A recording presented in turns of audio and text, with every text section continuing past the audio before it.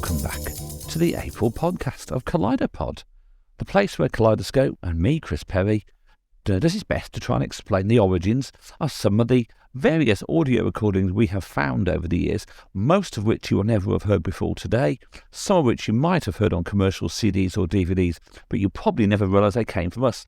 This is 35 years worth of audio recording we're talking about here, and we're going back to the very distant edges of time, the cutting edge of student radio to start off with. This is me on the Decaffeinated Banana Show on the 23rd of April 1989. You're the lead singer from Blue House. That's right, yeah. When did you actually start the band, and what gave you the idea to call it Blue House? Well, I mean, let's face it, Chris. I mean, you're here and you're a very attractive man, and we're sexy guys ourselves, and so there's always that edge of sexual intrigue there. And we just thought we'd just... well, there's already a group called the House of Love around who are actually playing at the University of Kent, and we were originally supporting them. And I was talking to Guy Chadwick out of the band a couple of weeks ago, and he actually wasn't too complimentary, so we pulled out the sports slot. So, but no, we started the band in... When was it, Baz? Oh, about 18 months ago. Yeah, about 18 months ago. After a fair, actually. It was a fair. I remember that, and I remember some... Interesting. Yeah, we like fun fairs. We got this song called Freak Show, which has never been performed because basically it was just a one-take recording, and it's extremely offensive. It's got this... Well, I don't know whether I can actually say this on there. It's got the line of... Come on... What? It's got this line, come on then, you bastards. Come on then. Come on then. And it's about this... whenever we have a fair... In my hometown, there's always loads of fights. There's always loads and loads of trouble. And I mean, we're a topical band. I mean, we can, if one of us gets beaten up, we're likely to have a song about it on the Monday after the Saturday night. So tell me, Joe, what sort of music does Blue House play? We actually describe it as rock husk because there's no other way you can particularly describe it. We actually eat a lot of fish and chips, and we're a very English band, and we like fish and chips. We like the sea. We like the middle of the countryside, and we like things like Trafalgar Square, and we like, we hate Benjamin Britten, which is probably one of the reasons we called the band Blue House in the first place. Do you see your musical style progressing in any way over the next 10 to 20 years? 20 years? Well, I mean, I don't think we'll be going in 5 years' time. Somebody said that if you're doing the same thing for 5 years, you become a hippie, you become crap. It's bad for profitability as well. You don't make much money. You don't. Well, you do actually, but I mean, we're not after money. I mean, only Mr. Glum here is after money. Well, as your manager, it will progress. I mean, there's the new songs. I mean, you will have heard the tape. The new songs are things like a song loosely based on television. It's a sort of Angular type guitars. It's a bit of noise, even a bit of sort of dance music. We do a lot of things. We're quite an eclectic type sound. We do a lot of things. Now, Joe, music critics have noted a certain amount of violence. Is this deliberate? A lot of the songs are based on things like Manson and the Family and things like that, and David Berkowitz and other sort of noted killers. The lead guitarist Rick is certainly very interested in this sort of thing. It's a touchy point. A lot of the songs are basically about violence. We come from quite a violent inland town in the south. I mean, there's a lot more violence in the south than there used to be. We don't really think that the tape does us justice because as a live act, because we're certainly a lot more forward in what we say when we're live. I mean, usually when we're live, we're a lot more noisy, a lot more aggressive. And the tape is good and clear, and you get an idea of the songs. There's a clean sort of impression of the song, but usually we're certainly a lot more aggressive and violent.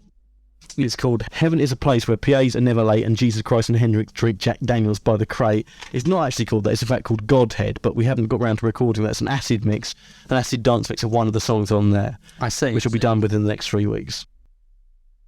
And indeed, you might be wondering why on earth I am, recording myself on the Decaffeinated Banana Show. Well, because even then, when I was a student with long hair and a big beard, I felt it was important to preserve some archive of what I was doing. And since nobody else was listening to me from 10 o'clock on a Friday night until 1 o'clock on a Saturday morning, I thought I'd better listen to me instead. The next two items are from the collection of John Liddell, kindly transferred by Neil Ingo, and John Liddell's collection is a very interesting array of stuff from across the years, including a lot of Apollo moon landing stuff that we'll look at probably later on in the year.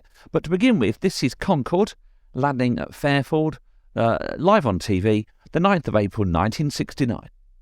10 miles out then, approaching to the west. You see that dotted line there with the figure 5 and 10 in the sort of top right-hand corner of your picture. Well, that's where 002 is at this moment. Wind here has dropped a bit. I thought it was gusting to 15 knots still a while ago. I'd make it about 10 now. Dead down the runway. Brian Trubshaw stipulated that he wouldn't land in more than a 12-knot crosswind. He certainly hasn't got it. Captain Jimmy Andrews, you would confirm that conditions are just about ideal? Yes, they're very good indeed, and I flew earlier on, and the air is pretty smooth. That was another interesting thing. He said he would not fly in more than light turbulence. I can understand that. Well, it is only light turbulence today. Alan Goldbrook, keeping his eye on the radar scope, tells me it's 8 miles out, so this means now that he's bringing the speed down to 170 knots. We've got him on our ground-to-air picture. Here he comes. Here comes 002 approaching for her first landing at Fairford. 10,000 feet of runway ahead of him, jolly nearly 2 miles.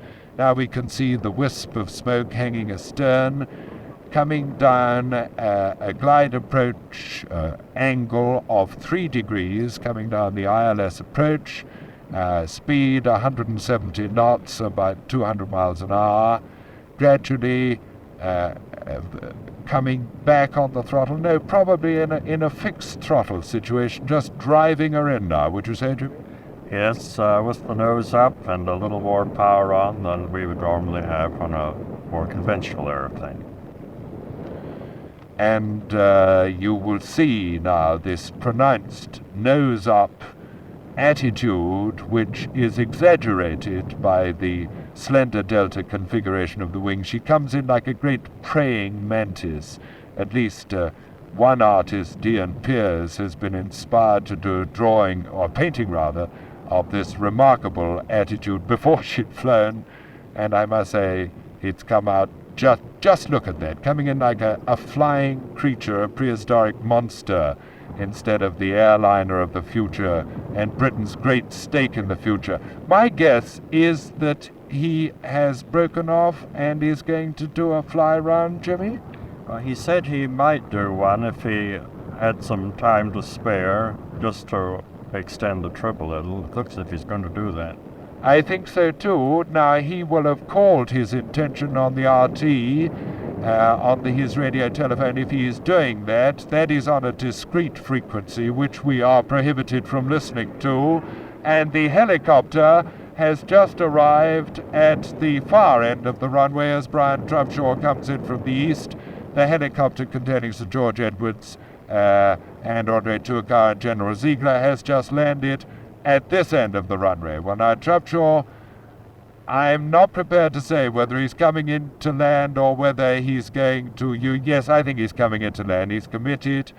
Yes, he's going to bring her in first time. He's resisted the temptation to do a deliberate overfly to show the lines of Concorde, and indeed we couldn't get a better impression of them than we have in this shot now. Coming in 50 feet in the hold-off zone. It's going to be very interesting to compare this landing with the Toulouse one. Down he goes, slight bounce, stick forward, and he's on the ground. Arrest, shoot, streamed, braking now. An excellent landing. The Canberra chase aircraft flying on ahead now. Speed coming down, lots of runway to spare, still going quite fast, however. Chute dropped. Rest of the slowing down procedure on the brakes now. Again, Captain Jimmy Andrews, what did you think of that landing? Beautiful. It really was a perfect landing. A little bit of smoke from the tires as he touched down. And he's doing a controlled slowdown because there's no point in overheating the brakes if he doesn't have to. Those brakes, incidentally, which are incapable of locking into a skid. But there was certainly no need to do that, although Brian Trubshaw did, of course, test those out adequately at Fulton earlier on, and that was one of the hiccups. You see the pronounced droop snoot attitude, and now turning off the end of the runway, everything under control, at least 10 minutes before Brian Trubshaw can leave the flight deck, at least 10 minutes before we'll be able to have a word for him. So, in case you missed it, let's look at that final approach and landing once again. Here it is, coming in now. And indeed, this is the radio version of Moonstrike, a series that, of course, involved World War II bombers bombing Germany. This is from an episode called No Heroics by Robert Barr. Also missing, this is an extract, in fact, this is the only surviving footage from that episode from the 16th of April 1965 on the Light programme. You might as well hear most of it. Odile had made her rounds, made her contacts. Next day, Guillaume came into Clermont and went to one of the cafes where he'd arranged to meet her, and ran into the first signs of trouble. Cognac, please. Yes, monsieur. Good day, monsieur. Good day. 3 francs. Thank you.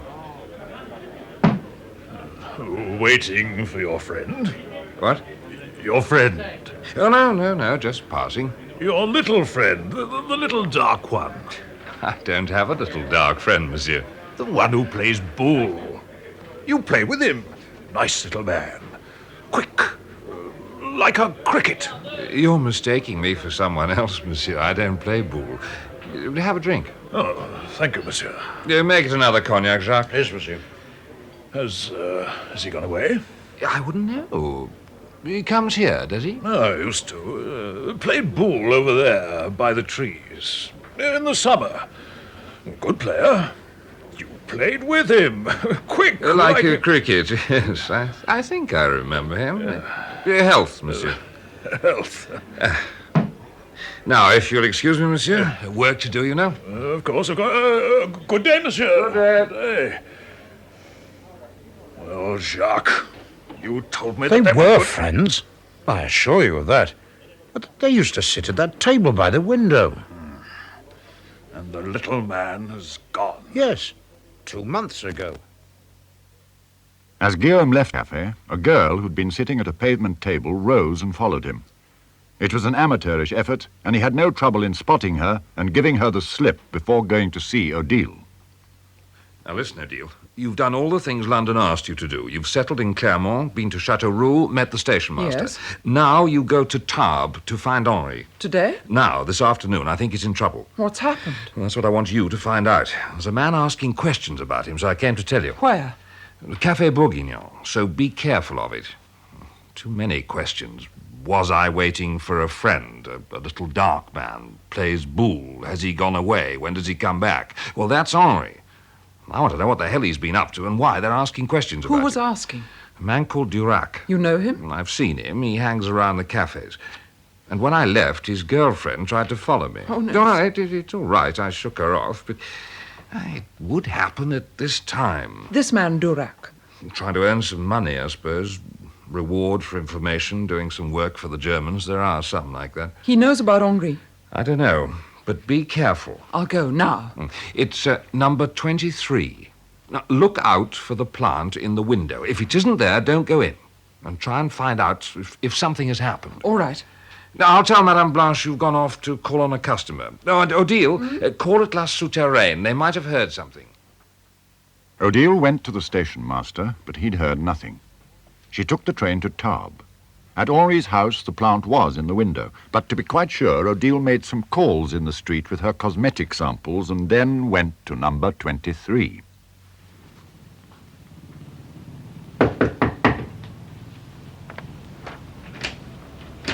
Yes? I represent a cosmetic firm, If madam. you've something to show me, come inside. Come in. There was no need to sell anything, mademoiselle. She's here, monsieur. Go in, mademoiselle. So, you're Odile. What's all this lark for? You're Henri. That's right, but why all the Sherlock Holmes stuff? I've been going from door to door. I know, I've been watching you. Guillaume thinks you're in trouble. Who isn't? Hold it till I move the aspidester. Don't want to be disturbed, do we? Our next item features an actor that you probably know best as Doctor Who, but I prefer to think of him as the Sergeant from Carry On Sergeant, or indeed from the Army Game, because that's where he became famous. This is the evening news that told us of the sad death of William Hartnell on the 24th of April 1975. Died in hospital near his home in Kent. He was 67, and he'd been unwell for some time. Mr. Hartnell appeared in many films, often as a tough NCO, and later played the Sergeant Major in television's The Army Game. But it was as the original Doctor Who in the BBC television serial that he became known to millions of children, a role he loved. Yes, I think I can say that I know just exactly where we are. Past, present, or future? In the future. Very much in the future. We've now reached the distant horizon of an age of peace and prosperity. Now, I'm going to be off. On to Comedy Playhouse. This is from the archive of Graham Webb that was transferred some years ago by Alan Hayes. This is Howard's History of England from the 30th of April 1974. As you can probably work out from that, it is of course the famous Frankie Howerd playing Beau Ramsbottom and Patrick Newell playing the Prince Regent. See if you can work out who is playing the heckler you're going to hear in this scene. Well now, ladies and gentlemen, we come now to the... Do you mind, please? Do you mind, please? This is not a working men's club. There's a television camera there. Now, we now come to the Royal Pavilion. Now, the Royal Pavilion was, of course, built by the Prince Regent. Prinny in a... Out! Get out! I'm going all BBC now, aren't I? Now, built by Prinny in 1807. 1807? Never. Shut your face, you. Now, it was built by Prinny in 1807. 1808. It was a leap year. Anyway, it took Prinny 20 years to get it in the state it is today. Of course, in its time, it was the meeting place for all the knobs, and I use the word advisedly. I'm waiting to continue, please. A meeting place for all the knobs who gathered round Prinny. Now, one of the nobliest of these was Beau Ramsbottom. Beau Ramsbottom. Now, Beau Ramsbottom came and he arrived in Brighton penniless. No dough at all. But he soon became one of the Regency bucks. Look, there's two jokes there. There's dough and bucks. Rackets and there's dollars, but oh, look, I can't explain every joke. We should be here all night. Never mind. Please yourselves. Anyway, the Regency bucks. Now, Beau Ramsbottom rose from being the fourth... No, he wasn't. He started as an apprentice in the potteries, finished up as the fourth gentleman of the bedchamber. The first three gentlemen made the bed, and Beau Ramsbottom... You got it, you're bucking up now. You got it the first time. Well, now, ladies and gentlemen, let us group our way. Let me group, not you, let me group our way through the passage of time back to Brighton in the 1800s. Morning, Ramsbottom. Oh, my stomach went over. Oh, you see, I thought you were still at it, having a, no, I assumed that a bit of well, you couldn't have, could you? I mean, not four. I mean, not all at once. Even you. Besides, it's foggy, isn't it? Yes, it is foggy. Yeah. I've just driven down from Windsor, where I've been visiting His Majesty the King, the father. Yeah. How is Dad? Dad. Bad. Dad? Bad. Mad. Dad mad? Sad. Yes, very sad. Poor Dada. Gaga. Dada? Gaga? Poor beggar.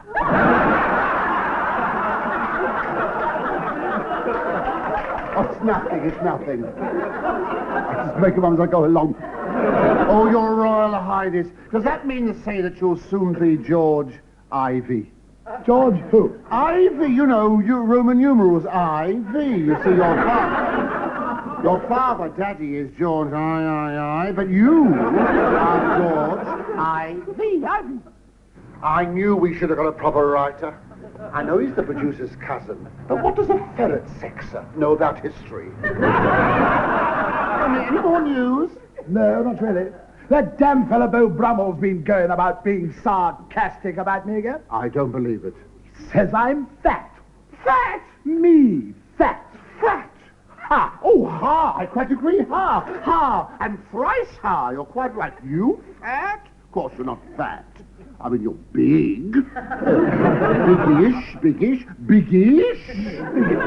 I mean, you're well-built, you're chunky, aren't you? Very chunky. Big-boned. I mean, you're well-built. I mean, you're not exactly skinny, are you? No. And you know, but you carry yourself well. Oh, yes, very well. You carry yourself very well. I mean, considering how fat you are. So who do you think? Gordon Peters? Wally Barker? Jimmy Edwards? Nope. Barry Took. Barry Took was the heckler. Now, we often try and feature something of the goodies because they're always hilarious, and this is the Saturday Banana Show from the 2nd of December 1978. Bellotti, of course, was the host of that, and of course in 1978 the goodies were still huge. So here is the goodies performing A Man's Best Friend is His Duck. Are you still there? What's your favourite? Donna. Donna. Donna. English is your favourite. English. Not Scottish. Oh, languages, huh? Yeah, well, that was the one I ended up doing most of. Yeah. Okay, thanks ever so much for calling. Thank Okay, you. Alan. Bye-bye. Right. Bye-bye, Donna. I'm afraid it's singing time for these two and embarrassment time for me. And just plain Go on, watching go over time there. for me. Plain watching time for them. Give us a snappy introduction, Susanna. Right, this is a snappy introduction, Bill, to give you enough time to charge from the desk to your position with the band. The band is called Pacific Eardrum, and on piano there's Dave McRae, who I believe is Bill's own musical advisor. He helped put together the Banana Song and the various other songs. So, the goodies, having made enormous fools of themselves already, here comes their latest song called A Man's Best Friend is His Duck.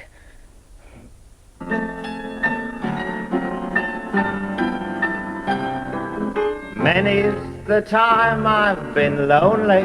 Oh, many's the time I've felt sad. But now I have found a companion, the best pal that I ever had.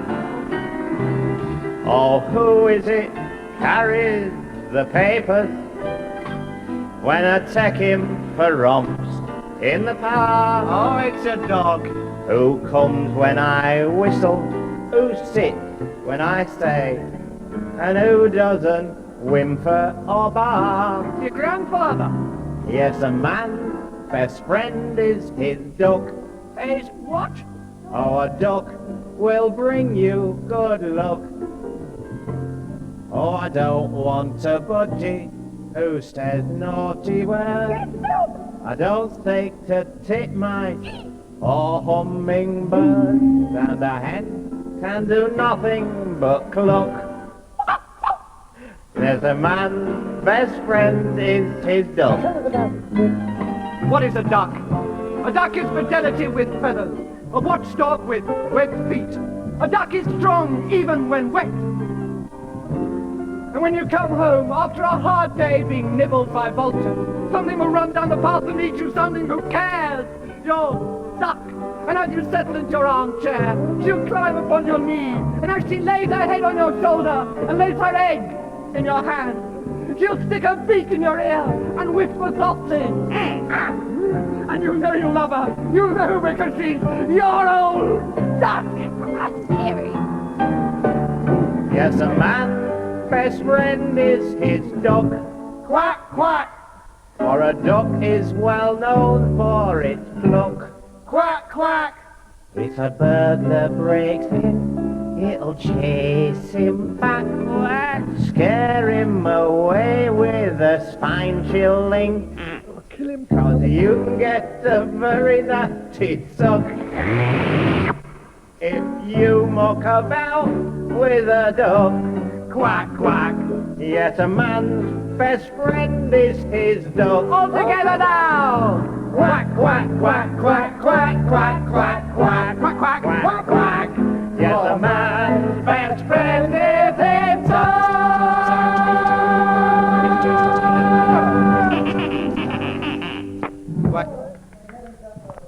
Hooray, he's gone. Have we got rid of him? Have we got rid of him? Right, if he stays there, after all that talking then, now we can have words with you.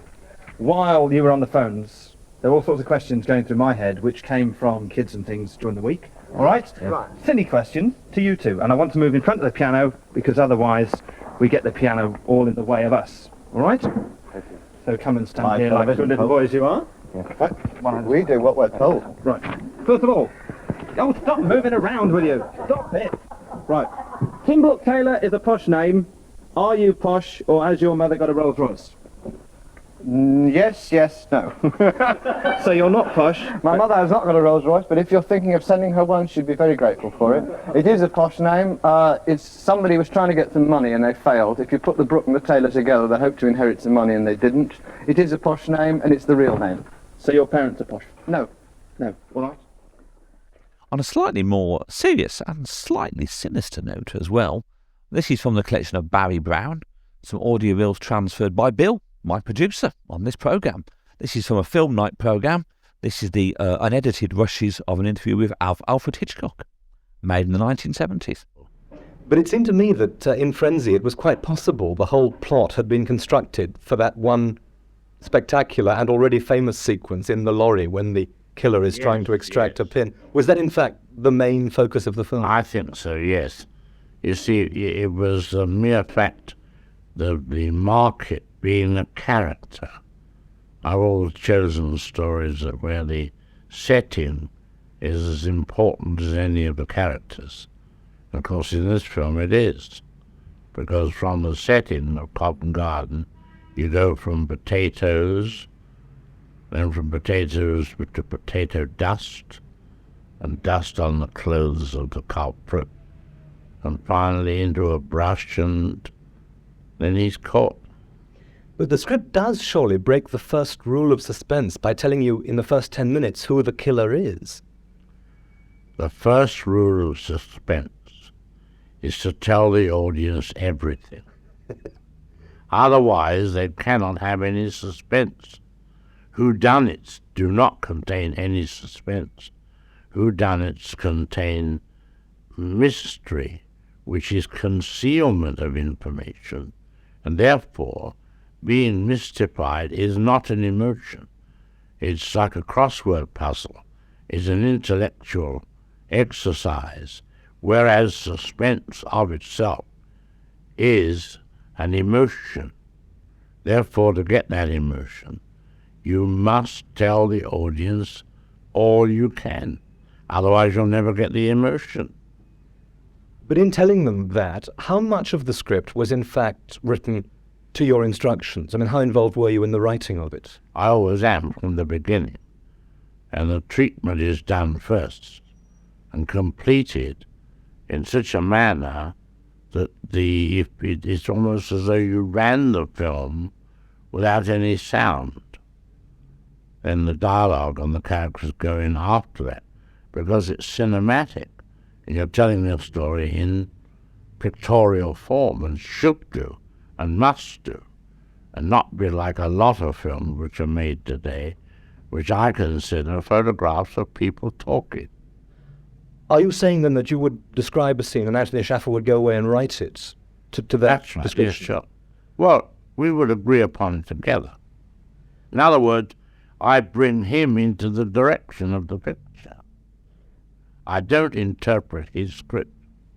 And certain sequences, I'm thinking particularly of the ones with the inspector and his gourmet wife at home, do seem to have a particular Hitchcock stamp on them. Well, the reason for that is because in all these films you get that inevitable Scotland Yard office scene, or an FBI office scene, where the chief inspector says, well, what do you think, George? And George says, well, in view of the fact that he was last seen on you get a very dull scene which is full of police talk.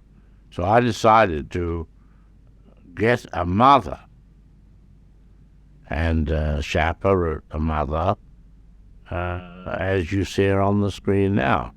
Not only talking police talk in her way and plot talk, but in addition, she's a gourmet cook. She's in fact his wife, not his mother. His wife, I beg your pardon. But now, a certain amount of the press reviews, while commenting on the comedy of those scenes, have also commented on the violence of the first killing in particular, the overt violence, and suggested that perhaps you needn't have been quite as explicit as you were. Why not? What is worth doing is worth doing well.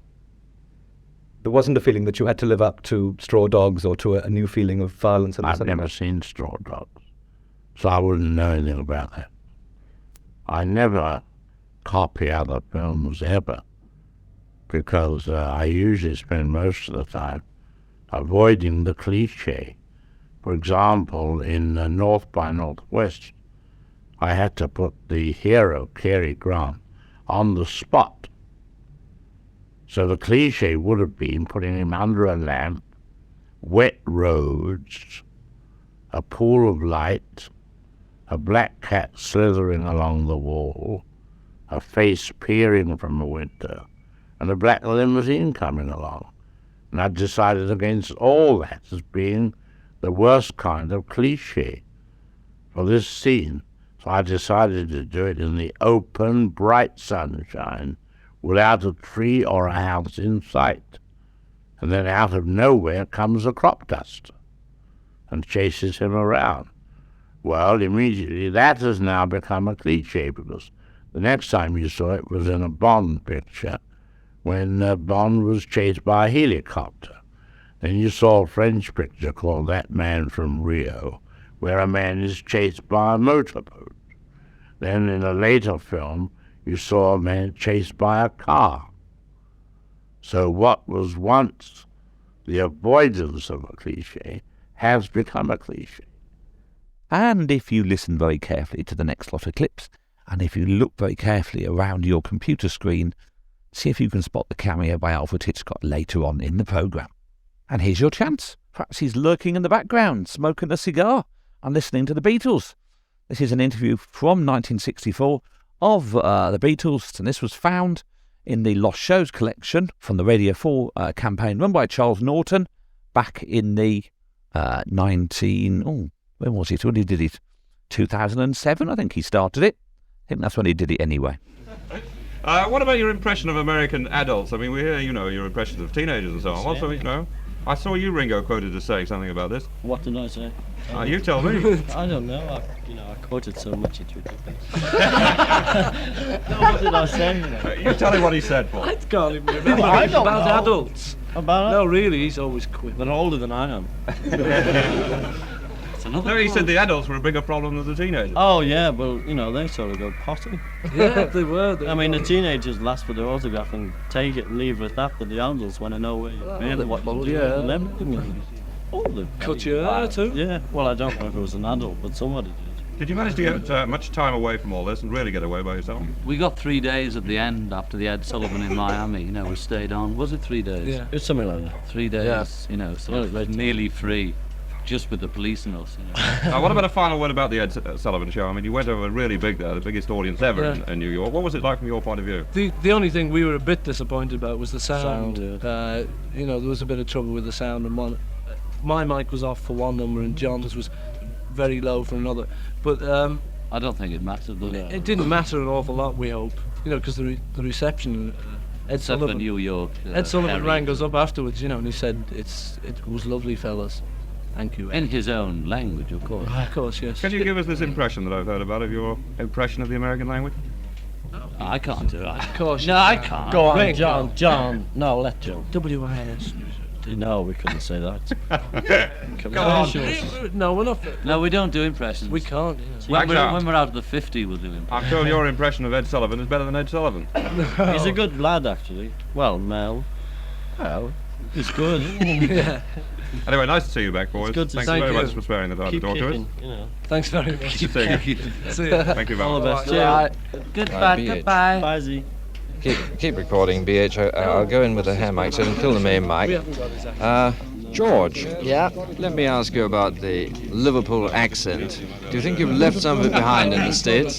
No, I mean, we've all had it for 20 odd years, Yes. so I mean, you don't lose But do you think that any of the Americans have picked it up from you? Is it going to become a fad, do you think? No, but they've picked up a couple of things, this fab gear and all that. Yes.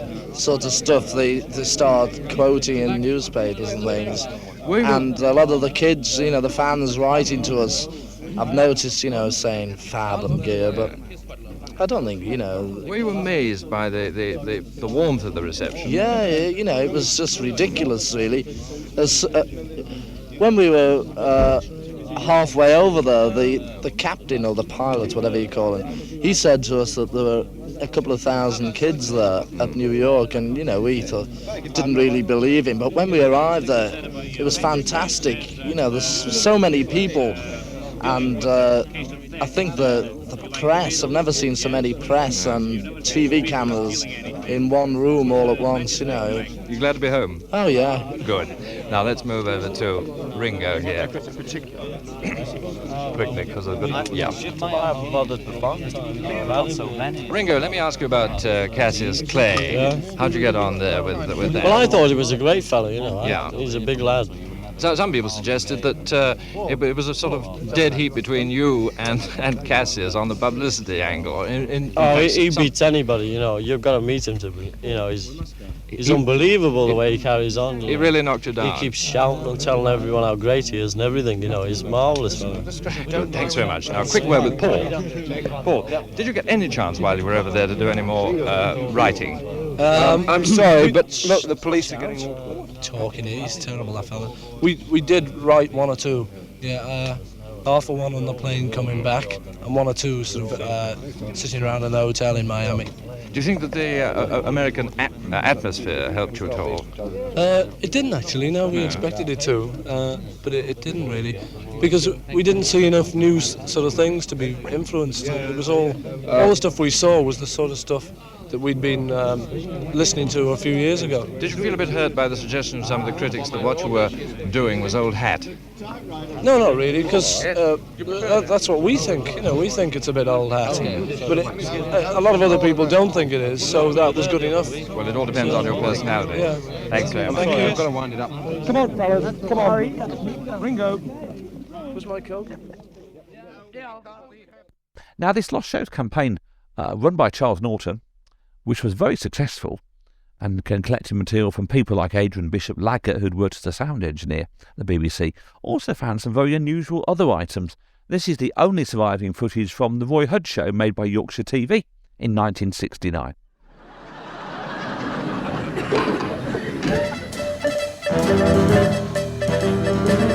Flushed with the success of their television detector vans, the government are thinking of extending the scheme to cover other types of offenders operating without licenses. 1 lump or 2, Chuchi face? 2, darling, always. Who can that be? Morning, Squire. Good morning, and what can I do for you? All right, Fred, I've gained entry. Over. Only I'm from the License Evaders Detector Bureau, Squire, and according to our information, you are operating an appliance in here without a license. Well, that's damned ridiculous. I've got a license for my radio, for my car, for my... Yes, no doubt, Squire, but the point is, have you got a license for that? For what? That! That's a Judy, isn't it? Well, yes, it is, but... And that's a wedding ring she's wearing on her finger, isn't it? Of course it is. Well, then why haven't you got a license for it? 7 and 6 at your local registry office, that's all they cost, mate. They're cheaper than dogs and they're far less trouble. Now, just a minute. Do you mind? I am talking to the operator, not the appliance. Not bad. Not bad at all, Chiefy. I see you've got one of them portable models. Gives a reliable performance in any room in the house and not bad on picnics either. And why haven't you got a license? Oh, well, I And please, don't come that old one about, it's only on hire, so I didn't think I needed one. Well, no. Or that other hoary old chestnut. He thought one licence in the house covered everybody. I wasn't going to say that. I should hope not, mate, because this is a 50-bedroom hotel and the other 49 have already trotted it out. I don't know. You must think us Brighton blokes are simple. Mr. Smith, get out of it. Now, look here, Mr... Inspector. Now, look here, Mr. Inspector. Yes, you look here. Do you mind, please? If I have any more interference from that appliance of yourn, I shall have to fit her with a suppressor. Oh, don't worry, dearest. Leave this to me. You know, it's funny you should come here this morning. Funny, is it, Squire? Yes. You see, as a matter of fact, I was going to buy a licence after breakfast. You were you? Yes. Well, that's even funnier, because according to our information, you already hold a licence for a similar appliance in Alpington, to wit your missus. Oh, Godfrey, you said you were. Oh, no, I can explain. On top of that, you're also paying maintenance for a model in Pimlico, to wit a Miss Sadie Atkins, who sends her regards and says wish you were here. Is this true, Godfrey? Well, as a matter of fact, it is, dearest, but I can explain. I never want to hear, and I never want to see you again.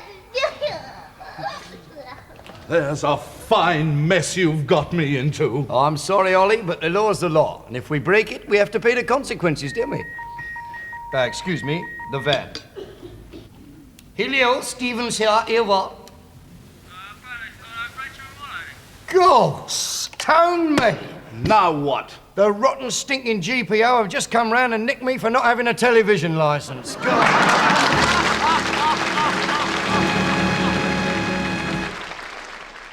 And here's a clip that's even rarer than rocking horse manure. This is from BBC Radio London News, The Rush Hour. A date unknown, but since they recorded none of output whatsoever, there's a pretty good chance it's missing. Now, 8:31 on Rush Hour, and it's time for the London News, read for you by Paul Ingram. The president of the French Mine Workers Union, Monsieur Léon Delphos, is meeting British mine workers leader Mr Joe Gormley in London today. This follows a meeting with Kent miners in Dover yesterday when Monsieur Delphos promised that no French coal would cross the Channel during the strike. He said his men were 100% behind British colleagues and they had the wholehearted cooperation of French dockers and seamen in blacking British coal deliveries.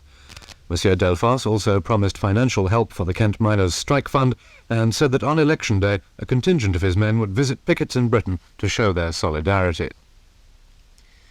Leaders of the three rail unions will be meeting the British Rail Board in London this afternoon to hear the board's reply to their demands for a new pay deal from May the 1st.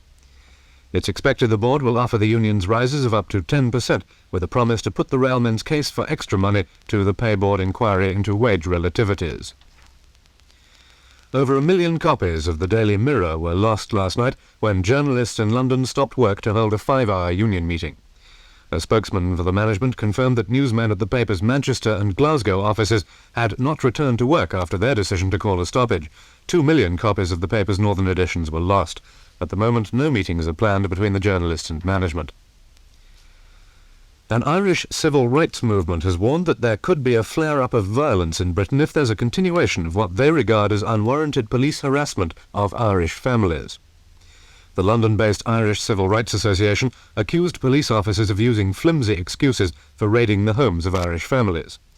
The association said many Irish people had complained to their MPs about harassment, and their complaints were passed on to the Home Office, from where they were passed back to the police and then forgotten.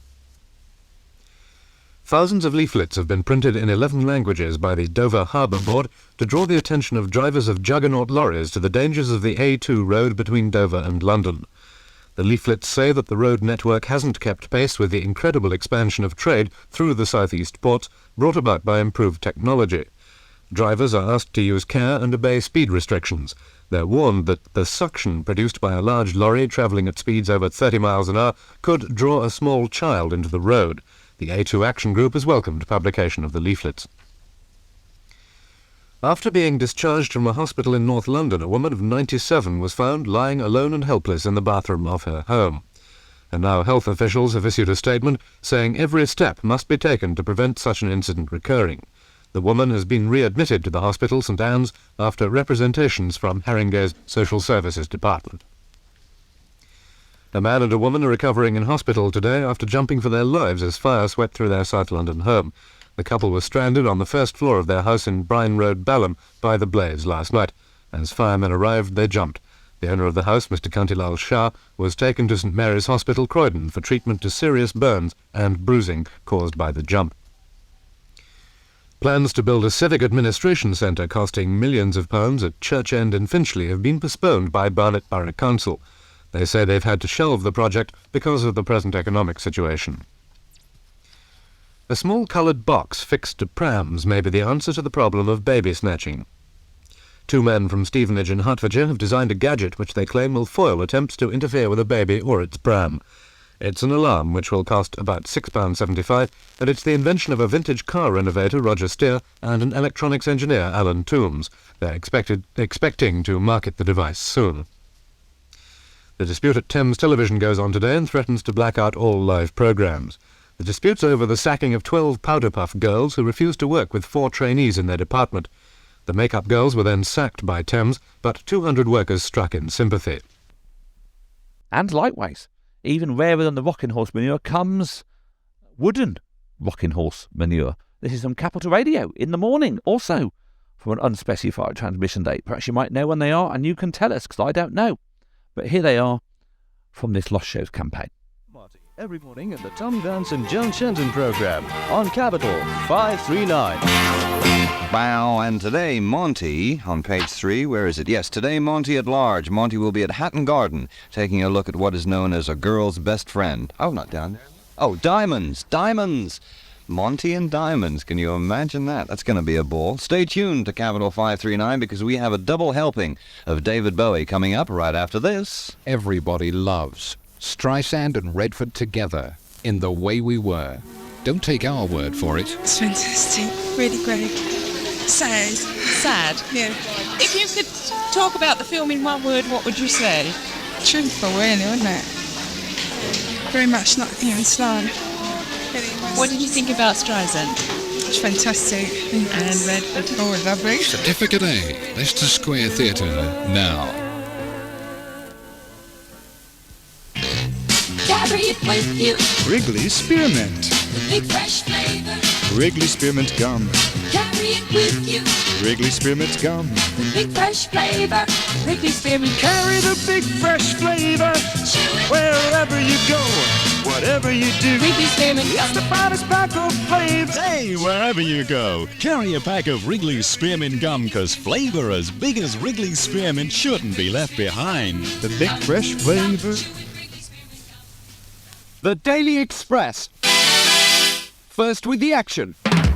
And first again this morning. With General Dayan's decision not to serve in the new Israeli government, the Express takes a look at this astonishing man through the eyes of a woman who was married to him for a generation.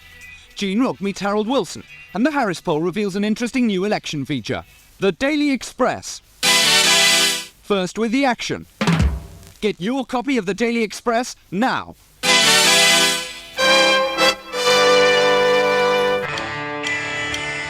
Okay, A and B side time, puppies, at 23 minutes before 9 o'clock in the morning. This is David Bowie and Rebel along with Queen Bitch. You stay tuned for all the hits on 539.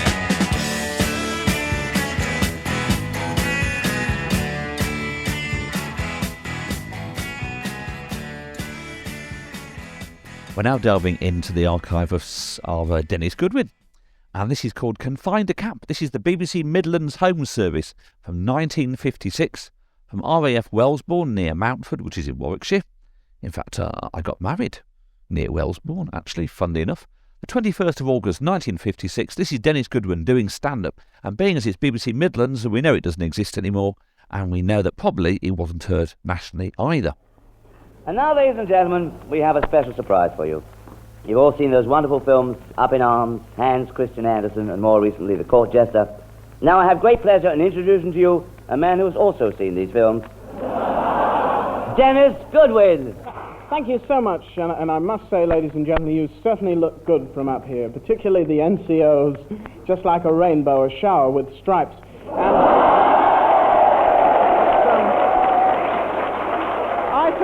I think the airmen look wonderful too. Every man living up to the immortal motto of the RAF, "Sans rien to vous, Jacques, je suis all right," which roughly translated means, when standing to attention in a medical inspection, keep your thumbs in line with your varicose veins.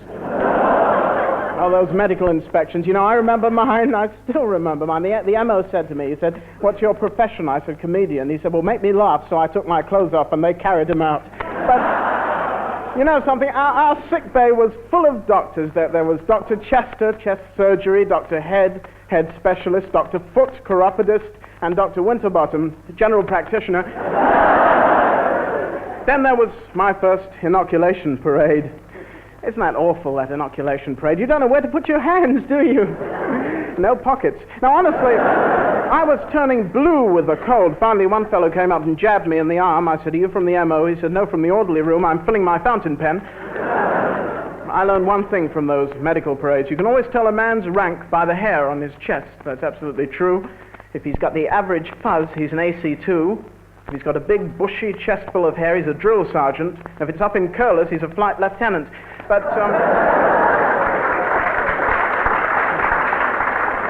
thank you, newcomers. But I was stationed at Padgate for most of my service. Oh, it's a wonderful place, Padgate. Dartmoor with Blanco. I think it's wonderful. Oh, it was... I remember it was dead cold up there in the wintertime. You know, they had 3 kinds of weather in Padgate: cold, very cold, and don't fall out of bed, Jack, you'll break your pajamas.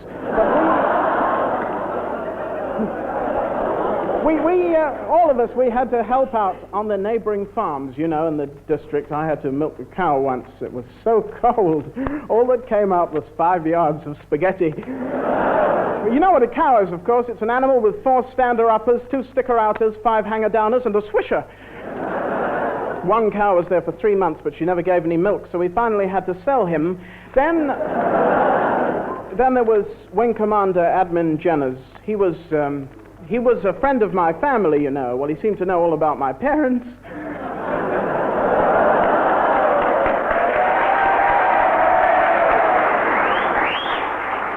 Be careful, we're visiting the officers' mess after the show. Of course, my family's always been associated with the forces, you know. There was my grandfather, Bicarbonate Goodwin. He was one of the early settlers, and he was a general, and in the 1914-18 war, he saved over 5,000 of his troops by a brilliant stroke of strategy. He surrendered in 1912. No, he was an amazing man, ladies and gentlemen. He lived on a diet of nothing but little liver pills all his life, nothing but little liver pills. He died at 107, and 4 days later, we had to beat his liver to death with a stick.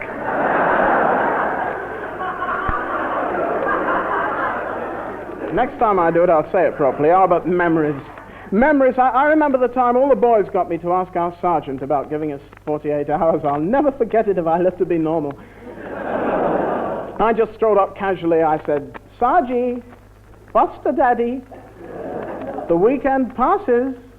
He said, "Oh, I know, and when it does, you'll still be here."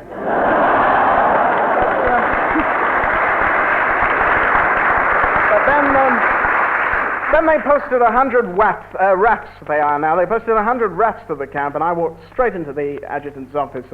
I said, "Can I be put on my charge now?" The adjutant said, "But you haven't done anything wrong." I said, "Not yet. I want to get the nasty part over first." But I must say this is a wonderful camp, ladies and gentlemen. I must say it. There's an SP in the wings with a rifle, and they're a very hungry lot in the maintenance command. Not at all particular about the way they serve the food, the way it works. The fellow... Do you mind? I was just explaining to the listeners about the way they serve the food. The fellow at the head of the table sticks the food in front of an aircraft propeller, and they all inhale the gravy as it flies by. And the place has been specially spruced up today with an ex-RAF vacuum cleaner. When it was well oiled, it whistled and picked up every bit of fluff in sight. Now, honestly, this is such a big camp, ladies and gentlemen, you can't get away from it. Not when the service police are watching. In fact, this camp is so large, by the time you get to the married quarters, you forget you're married. But But I think the RAFs are wonderful. I mean, imagine 7,000 women all wearing the same dress and no fights. Isn't that marvelous? Isn't that horrible? And they're so kind to men, too. I saw an RAF truck at the side of the tarmac on the way. They thought they'd had a puncture, so I leaned in the back. I said, "Tire down." Boy said, "No, I didn't have to." And the men are wonderful. But really, the men are wonderful, too. There was one corporal on the camp with a VC. He got it for eating in the mess with his eyes open. I think that's marvelous. But you know something, all this takes me back to my days in the mob. Mind you, as I told them, I should have been exempt from the RAF service on religious grounds because I'm a devout coward. And I'll never forget the day I joined. They wanted to make me a pilot officer. They said I was too young to be an airman. But my very first morning in the mob, I got 28 days for saluting the group captain. It wasn't my fault. I had cramp in the other fingers. But I remember... Now, I think it's fair to say that Dennis Goodwin had the perfect face for radio. He was brilliant at voices and a brilliant writer, but he wasn't as good at being in front of the screen. The other man, of course, was almost the complete opposite. He flourished on television, and this is Benny Hill being interviewed for the BBC on the 27th of November, 1963. Everything. Oh, yes. Well, I just want to know of all the... Ask me what's the nicest city to go to, then. What's the nicest city to go to? For a gentleman, I would say Tokyo. Not for a lady, because Tokyo is designed for gentlemen and men. And layabouts like me. It's awfully nice there. There's all sorts of little interesting things. There's the bath houses, which are very nice. You know, you have a private bath, you know. And you have your back scrubbed by a rather attractive Japanese lady, you know, which is very nice, you know, when they beat the football, the way Arsenal play. And it's like, no, you go into this bathhouse, you know, and the lady who runs the place says, "Who would you like to bath you?" You know, and they're all sort of sitting there and smiling, you know. And you say, "Well, I'm not the one on the end, very nice, cheerful little lady, you know, got a sense of humour." So she says, "You know, great a pleasure, come a bath you." Takes you by the hand into the bath room, you know, which is a large room, and there's you have a steam bath first, you know. She sits there and knits or reads a book or sings or something, you know, and then she takes you out of the steam bath and gives you a jolly good old scrub and a soap, you know. And then ducks you in a cold bath, which is very invigorating, and then gives you a massage, and it's all, and sometimes, you know, they run over you with their feet. Well, they couldn't run over you with anything else, could they? But you lie on your stomach, you know, and they run up and down your back with their toes sticking in it, gets all the you know, cracks out your back. And I go, you know, I've been there once or twice, 3 or 4 times. And you know, they used to say to me sometimes, you know, so what do you want to come have another bath? And they go, "Hey, you a queen boy, you just to have a bath. You not want to have another one," because I used to come out of one and go straight into the one down the road, you know.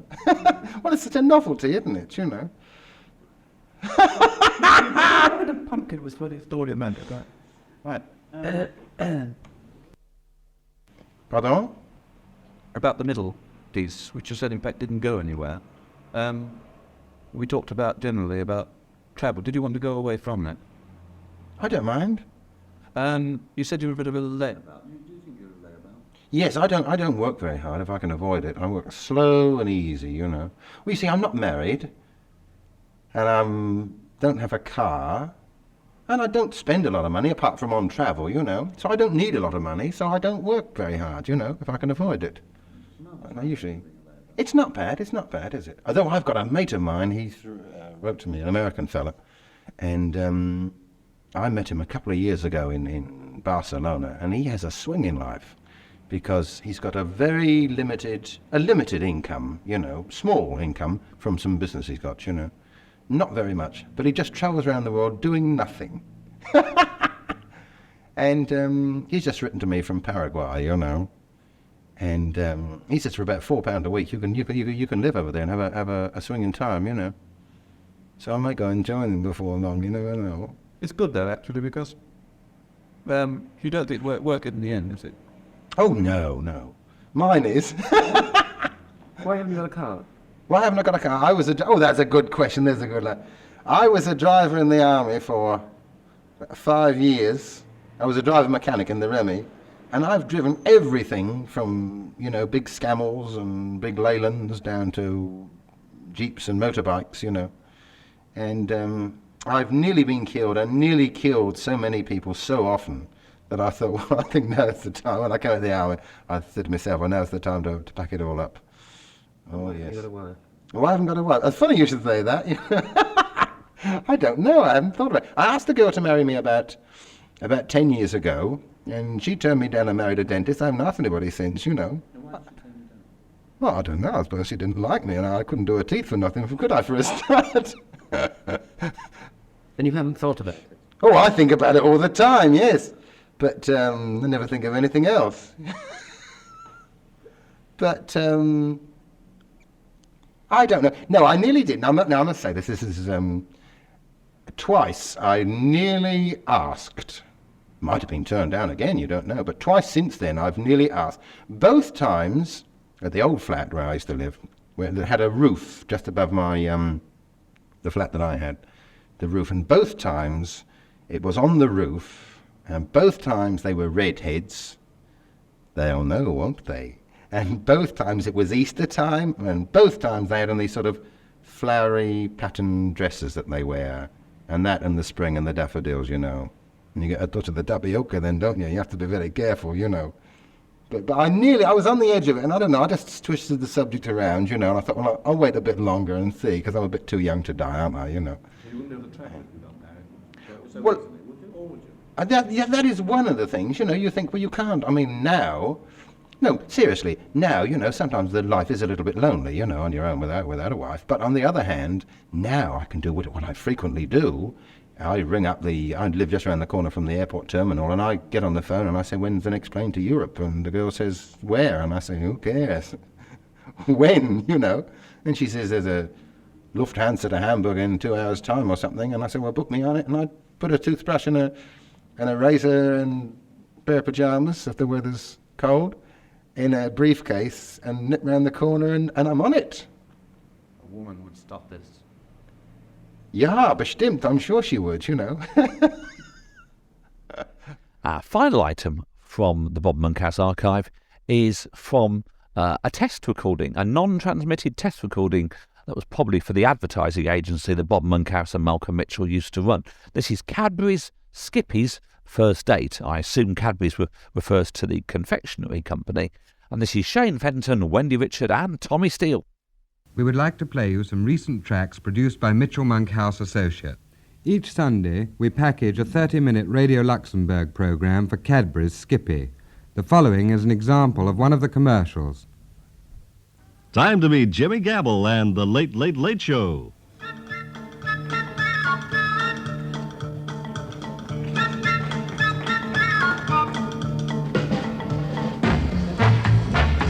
And this is your old chum, Jimmy Gabble, once again. And tonight, here at my pre-recorded party, we're going to give a fast hello and an even faster goodbye to the latest smash star, whose latest waxing is already 345 on the waiting list for the top 1,000. The 13-year-old leader of that fabulous Liverpool group known as the Beatles Brothers or the Tremolo Sisters.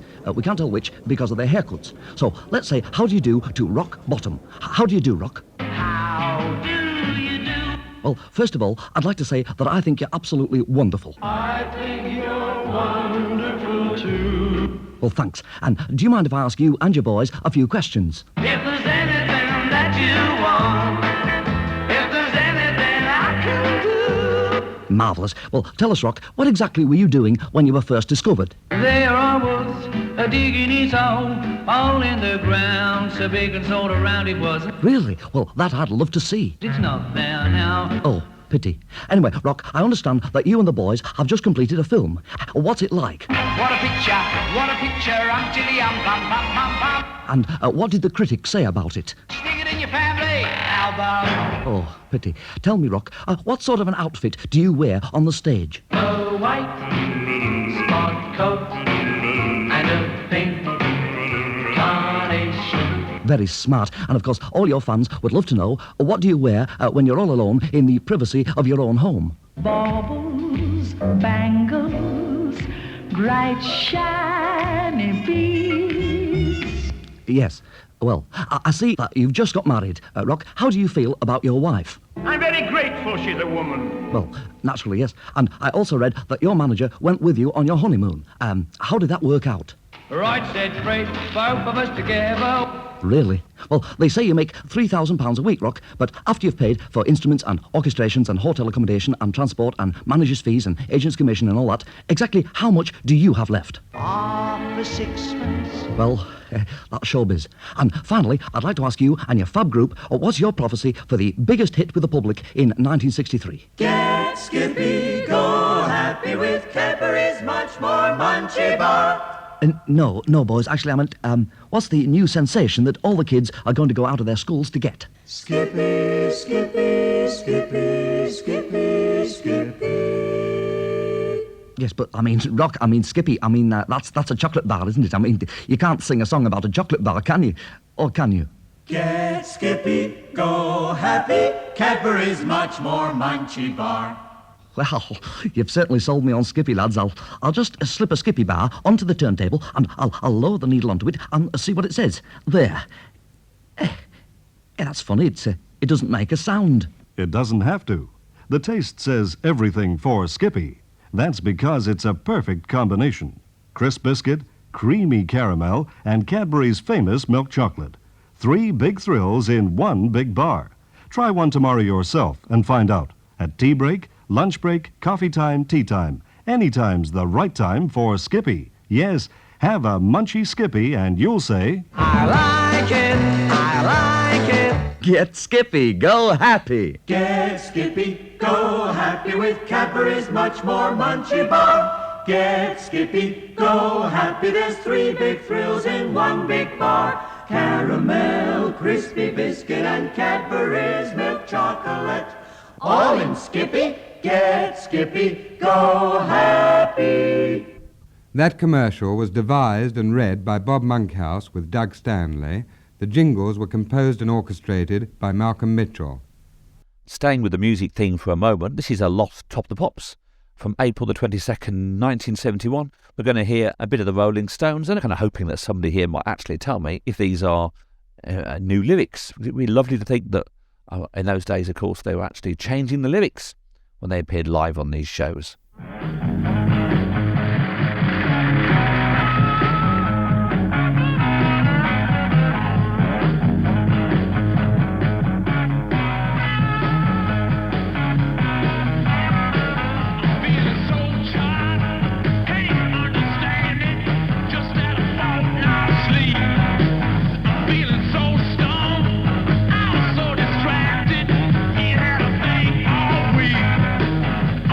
Drunk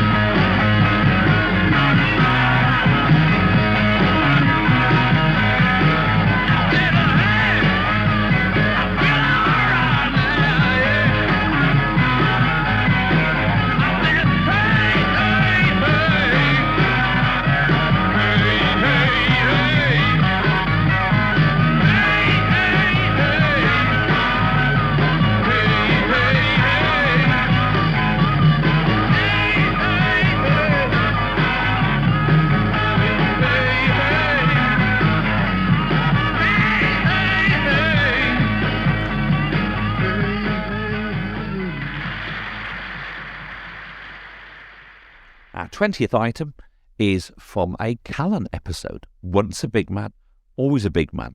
A brilliant series, Callan. I absolutely adore it with Edward Woodward and Russell Hunter as Lonely. This is from 1969. To be more precise, 19th of March 1969. You can hear the whole audio of this on the Viavision Callan box set, which is out in Australia because we put it on the box set last year. But this is Edward Woodward as David Callan, and also you're going to hear probably at some point Jacqueline Pearce as Eva, better known as Servalan, of course, in Blake 7, in a very early role for her as well. Here they are, Callan. All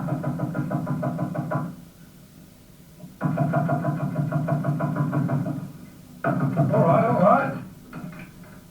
In the cabin. How are you doing there? Reach the cabin, you better come quick. Somebody's been shot.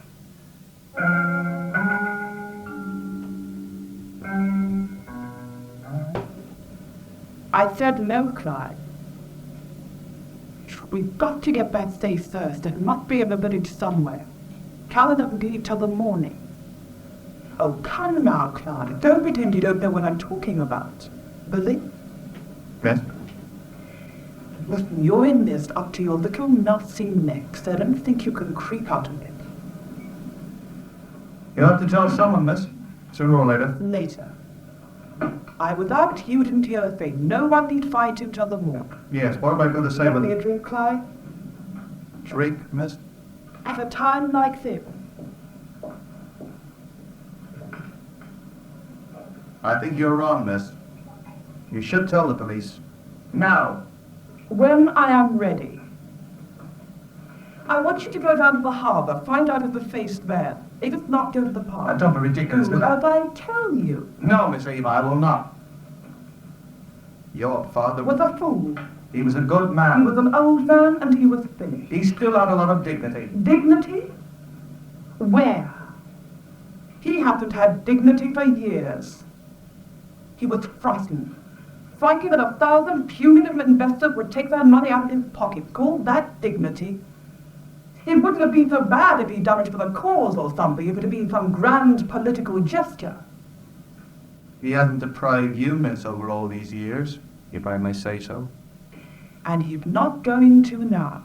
Not now, Clive. And that's why you're going to help me. Because you won't want your meek little life messed up either, will you? Wait. The lights are on, miss. I mustn't.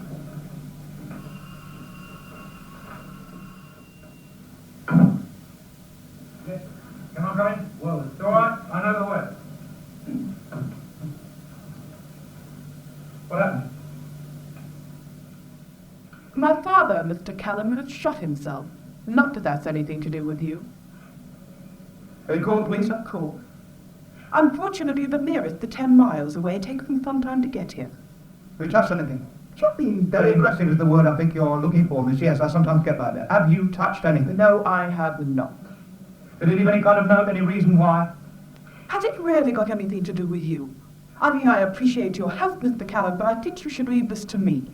After all, it is my problem. Yeah, it certainly is. Who do you think you are, anyway? Well, I say I'm just trying to help you. What are you doing here? You've got no right... I'm trying to help you, miss. Yes. Well, I'm rather cold. I think I'll go and change into something warmer. Yeah, go on. Now, the interesting thing about Callan there is that was on a reel transferred by Lingo from a house clearance tape from Stephen Monk.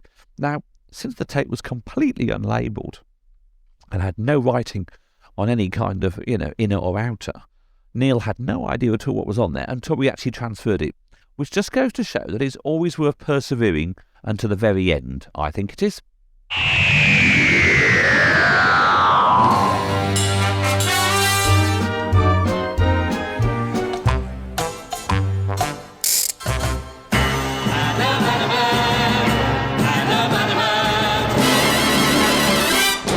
Okay, this is from the third programme, 30th of April 1961. Cliff Richard and Norrie Paramore explaining making a pop record.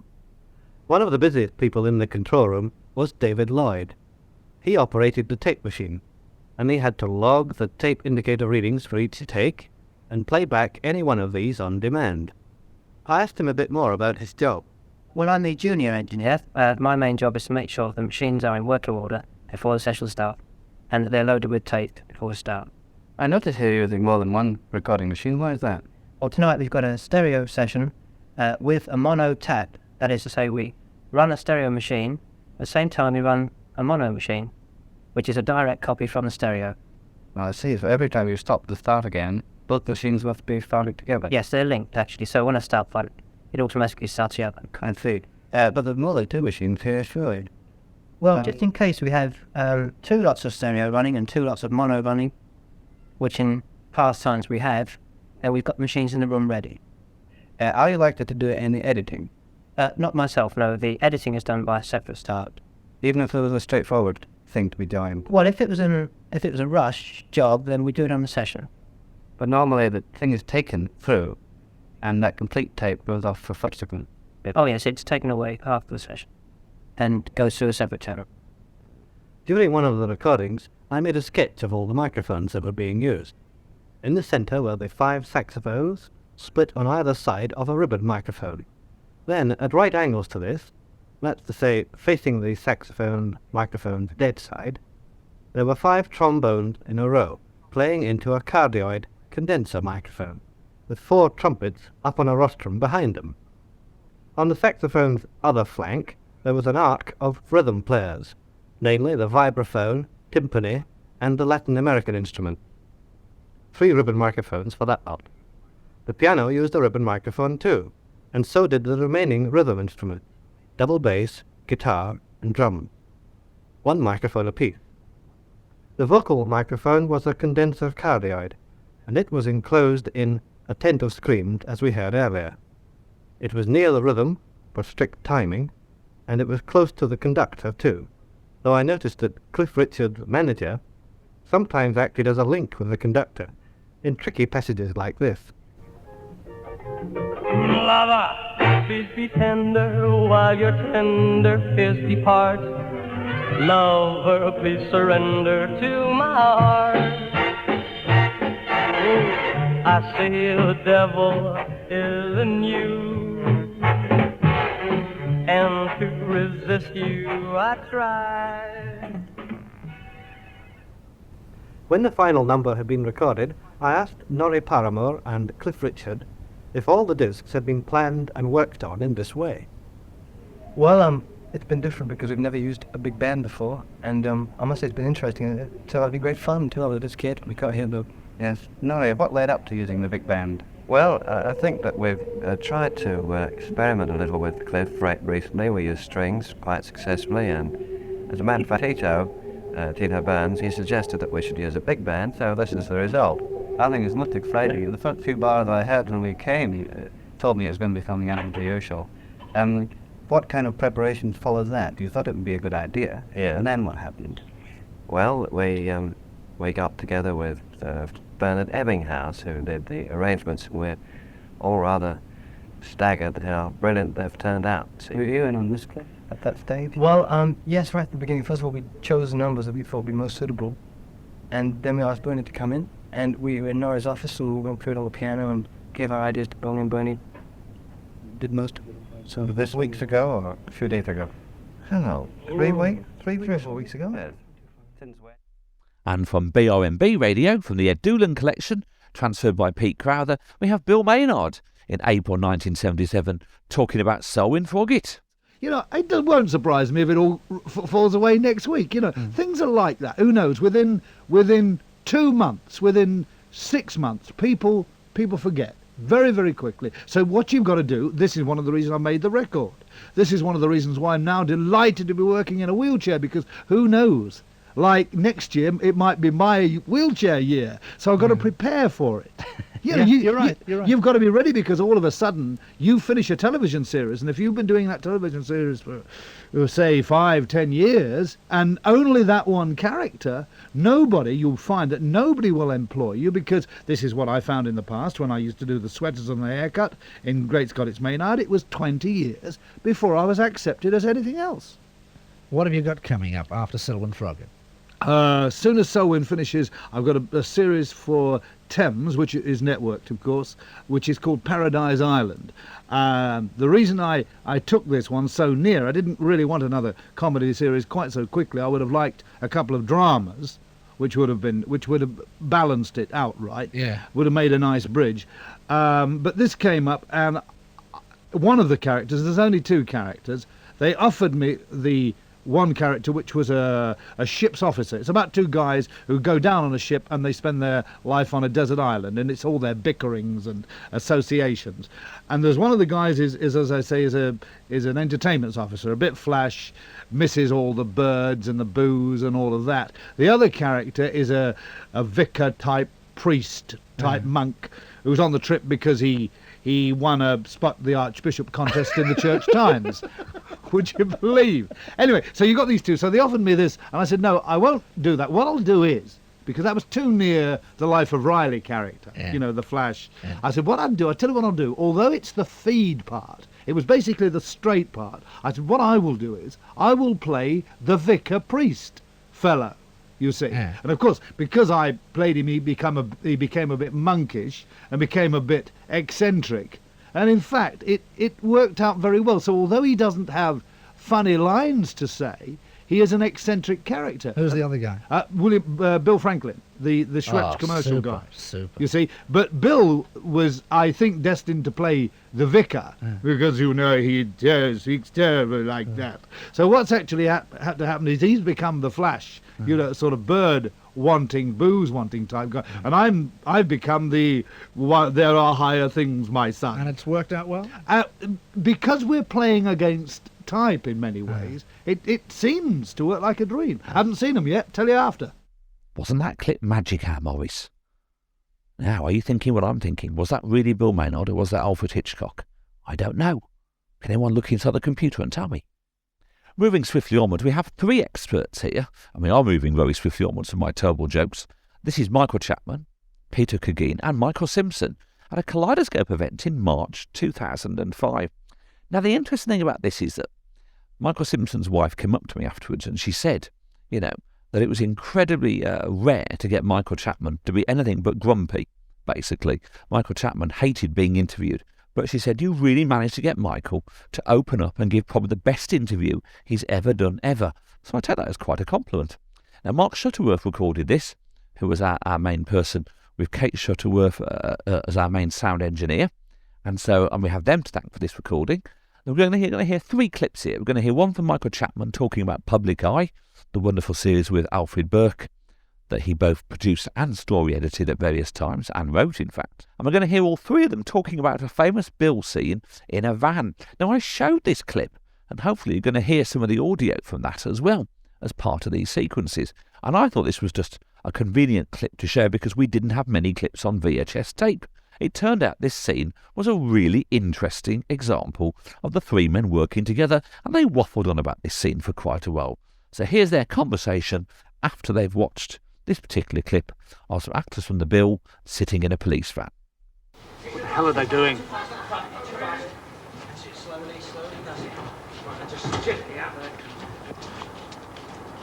They're using the hostages as cover, that's what they're bloody well doing.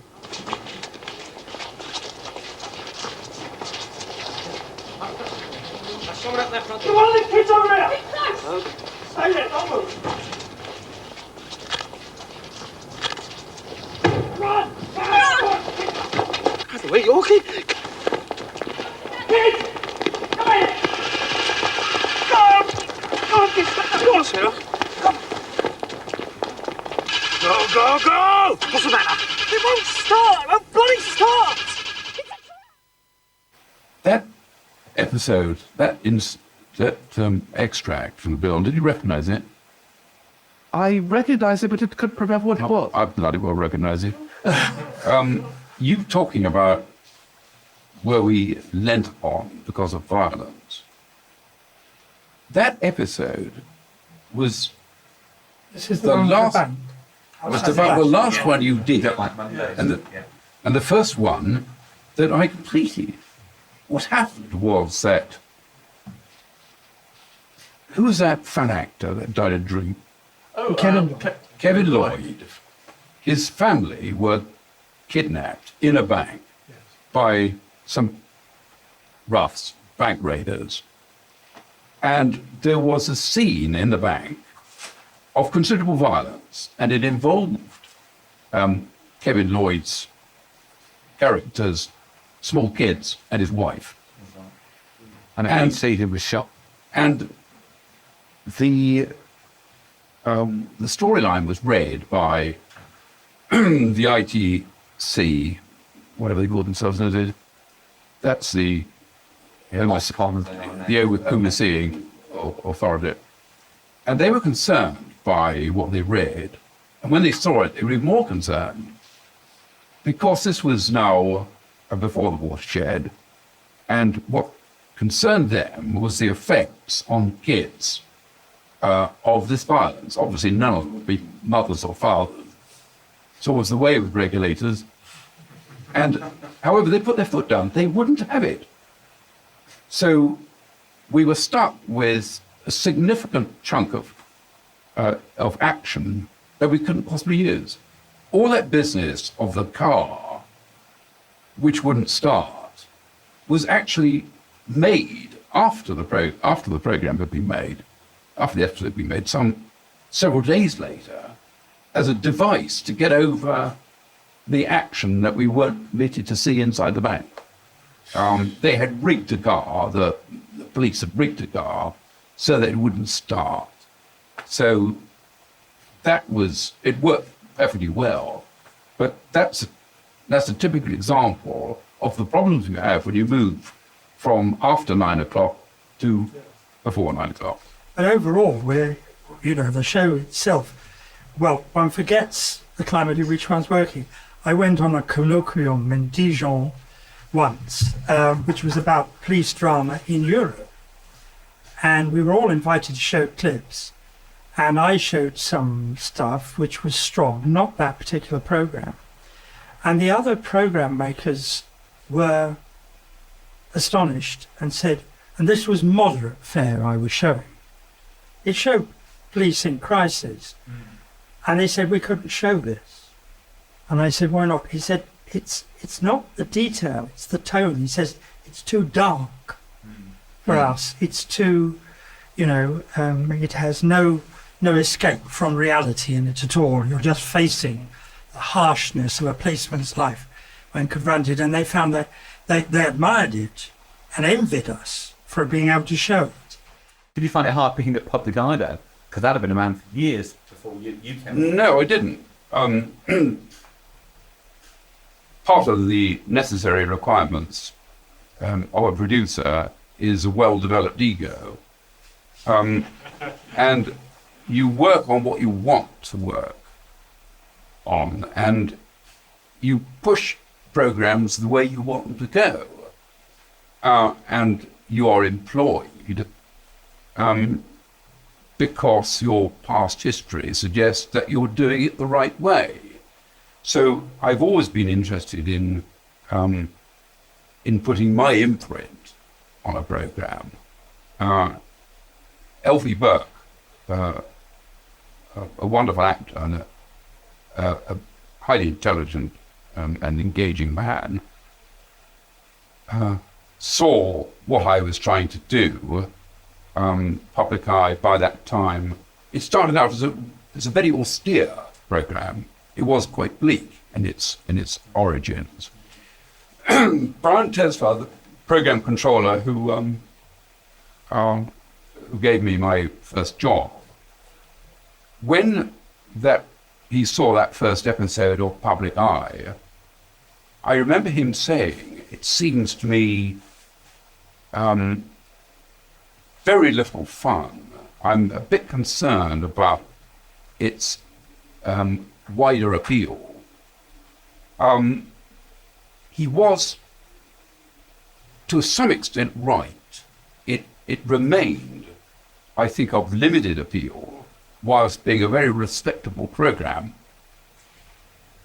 I took it on when it was in Birmingham, and it still had quite a gritty feel about it, which was good. And at the time when grit wasn't the general dramatic currency. But nevertheless, one could see that it needed warming up a bit. We're nearly at the end of our clips, and in fact probably well into an hour by now, even though I've only been talking for about 15 minutes. This is Wagoner's Walk from the 27th of April 1979, a very rare and missing episode. I don't have the free beer. Yeah, thanks, Donald. Don't mention it. Give me a call if there's anything else I can do. Oh, isn't it lovely? I do like people. See that? Certainly doesn't it share all this excitement? He's really glowing. Yeah, not just a street party either, is it, Mum? What do you mean, Cheryl? Well, I haven't seen you with stars in your eyes for a long time, have I? Is it Donald, is it? Donald? Don't be so silly, dear. Oh, this is too ridiculous. It must be here somewhere. You're going to be late for the bank at this rate, my dear chap. I can't help that, Arthur. I've got to find it. If you told me what it was you were looking for, I might be able to help. I very much doubt it. Look at you now, turning drawers upside down, throwing things about. I'm quite worried about you, George. I am simply looking for Mother's engagement ring. Correct me if I'm wrong, but I was under the impression you gave it to Mrs. Miller for that other engagement of yours. I did. She returned it. Oh. And now I need it again. What for, George? Thank heavens. The ring? Yes, I was beginning to think I must be going mad. Where was it? In the toe of one of my bed socks. You were beginning to think you were mad. I knew it'd be safe there. Now, Radio 4 Extra, of course, over the years, have actually played quite a few of these. The series Take It From Here, a very funny comedy series from the kind of 50s and late 40s, I think, starring Dick Bentley and Jimmy Edwards. But here's something you probably haven't have heard, though we have returned this back to the BBC to broadcast at some point. This is a preview for the series in 1951, made a bit like today's adverts, I suppose, starring Joy Nichols, Dick Bentley and Jimmy Edwards, and this has not been heard since 1951. Well, we'll play it complete for you. Well, then let's start thinking of what we're going to do in the new rodeo program. You know, this time we've got to think of something that no other show is doing, something really different. Well, look, this is just a suggestion. How about we start the show this time with just me on my own telling some gags? Just for as long as it'll hold, about 20 minutes.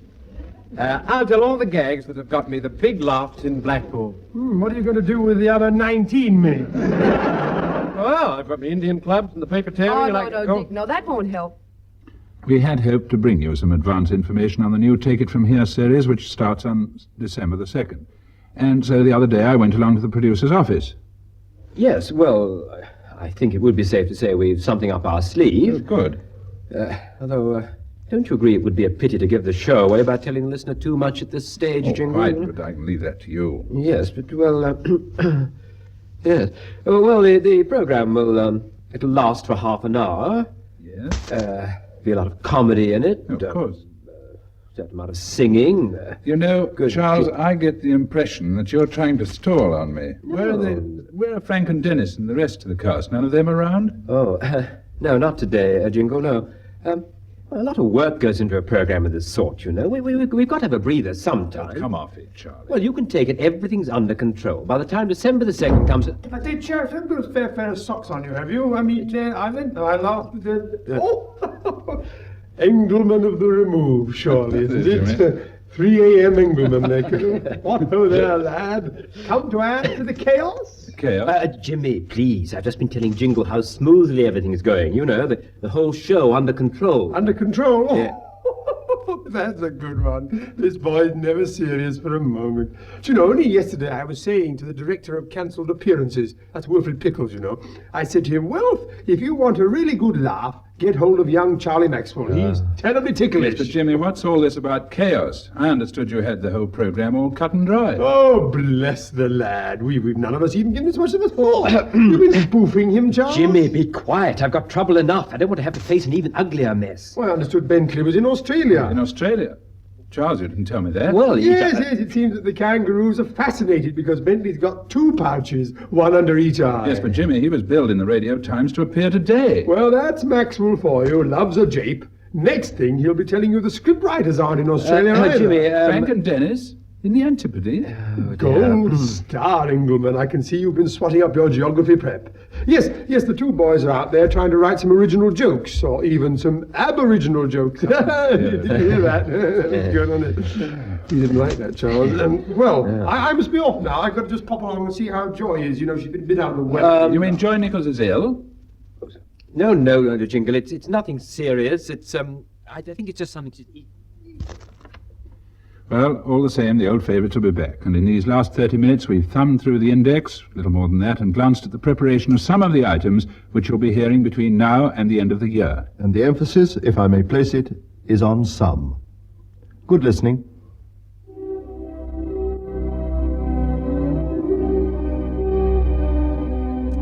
On to our penultimate clip, and this is Ingrid Pitt on BBC Radio London in the 1970s talking about horror films and her appearances on horror films, and she had done quite a few. Ingrid Well, I Pitt. don't know. It's just something that Peter Cushing did, which I can't quite forgive him. Every time I see The Vampire Lovers, the way he cuts my head off, I don't like it, and I feel it every time, and it's terrible. The steak goes into here, and I don't like it going into just there. You understand, Mike? No, I only want to put Hammer's point of view is that we would never have let Peter Cushing cut Ingrid's head off if we hadn't had two to start with. Don't forget, this was the first of the Dracula films that Hammer had made, and so all the garlic flowers and all that sort of thing was new. As far as we were concerned, was new to the audience.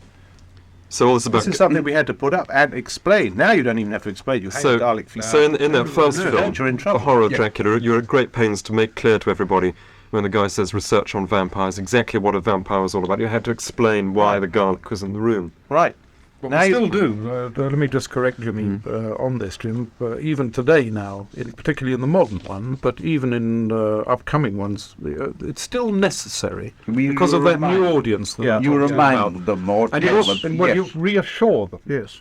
Well, see, if you analyse all these movies, I'm not suggesting we've got the time nor the computer to do it, but there are standard scenes in every Dracula film they are an essential. You block them in first and you write your story around that. You must have them which under are the new circumstances. The essential scenes of the stake? Well, you've just talked about one, which is setting up the scene of how you can dispose of a vampire. Also, as Terry said, you must let the audience know that when you drive the stake through the heart of some and not others, depending on why they have been vampirized, it's either a relief or a killing. Then you have to have the scene of the relief or the killing. I mean, there's a whole set of circumstances. Another one I've noticed is the Latin priest reciting the exorcism or the Latin words or whatever. This is again one, which you repeatedly use as a standard device. Well, again, it is part of the whole thing. Although there's a funny point here, I must say, for years and years and years, where the Catholic influence has been so strong in all these horror films, it's only lately that in the Catholic countries they have accepted horror films, where they really, for years and years, have had the biggest propaganda they could possibly have bought. Because of that religious element. Well, they haven't quite understood them for some reason. I mean, recently, two of our biggest successes have been in Ireland, because horror films have not been allowed in there for years and years and years. But if only they'd understood them at the beginning, they should have been the first films in there. They're tremendous for them. Yes, they thought they were sacrilege, but they were quite the contrary. I'd like to say this, Ben. Right. This is Enid Blyton for the grown-ups, I tell you that. Now, was Alfred Hitchcock in there? Was he in one of those horror films? I don't know. You tell me. I can't see inside my computer, can you? Or is Alfred lurking in the very final clip? Or is it in fact Michael Knowles you can hear instead with Alfred Marks? I don't know. You can judge. This is Eric Sykes and Hattie Jakes. Sykes and a Big Big Show from 2nd of April 1971. Sykes and Hattie talking about Britain's first moonshot. 3, 2, 1, 0. We have ignition. We have liftoff. We have a burn at 2000 hours, Greenwich Mean Time.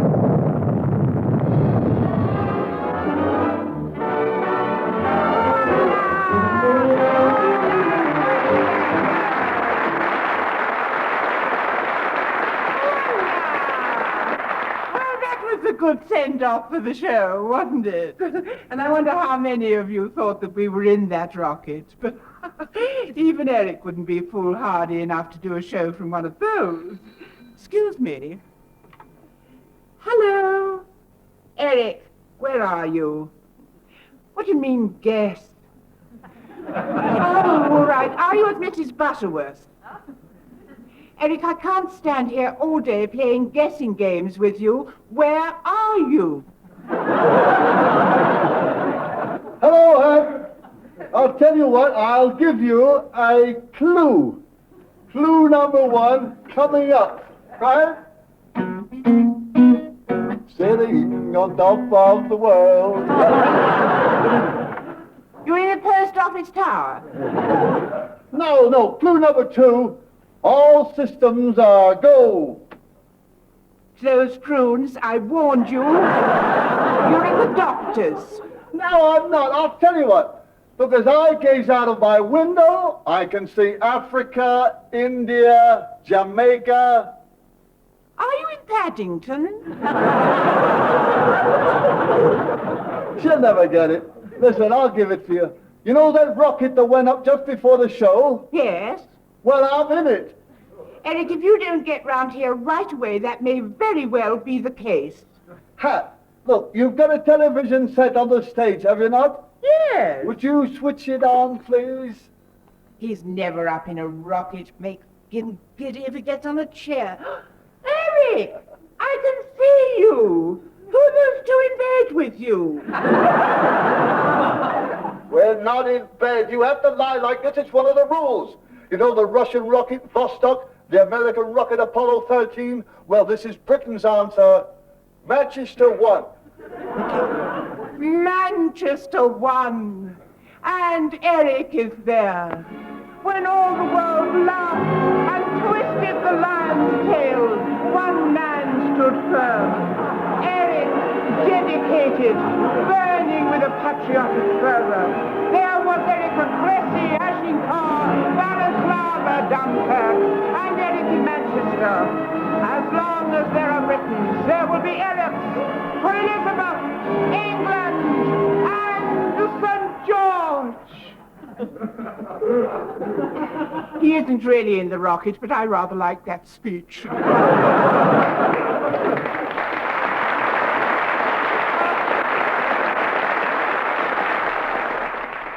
Well, there you go then. Another hour and a half has passed rather quickly, and it's time for me to go. I can hear my tea is being cooked by she who must be obeyed, so I must rush off and do as Naresh tells me, and be a good boy and lay the table. Otherwise, I shall get into trouble, and I don't want that, because I'm probably the happiest I've ever been in my entire life right now. Isn't that good to know? And don't tell anybody about that, because it's meant to be a secret. Okay, right. I'll be back in May. And you'll see, or hear, I should say, more Chris Perry from the Kaleidopod in May. For now, I'm signing off. Yes, darling, I'm coming, Naresh. Au revoir. Bye.